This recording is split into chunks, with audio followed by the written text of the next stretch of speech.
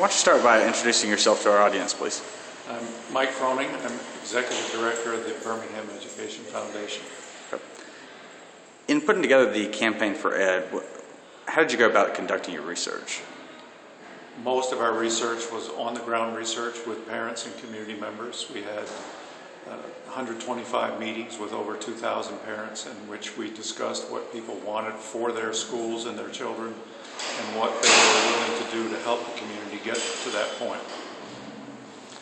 We also had university help with where some of the professors searched the literature for best ideas, best practices, and our new superintendent, Dr. Witherspoon, brought with him research that he had done and collected and ideas that came out of that research.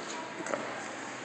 And with the research in hand, describe how you put together the strategies about which you would fulfill your goals and objectives with the campaign. Well, the research generated the themes of our strategies. So the particulars of the strategies, for example, parent involvement.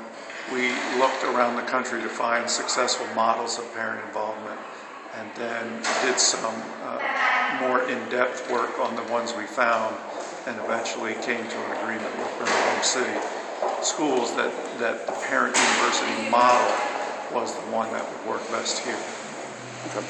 Now, obviously, the campaign's ongoing, but how will you evaluate the campaign and its success?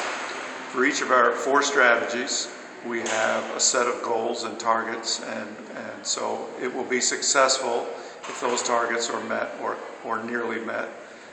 We'll do an annual review of those targets and where we are.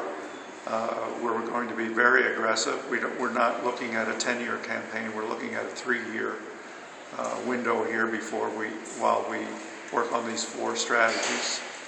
We have a fundraising goal of $4.4 million. We're well underway on that. Part of the success will be whether we can generate the resources to support the programming that we've put in place. All right. Well, thank you for your time today. You're welcome.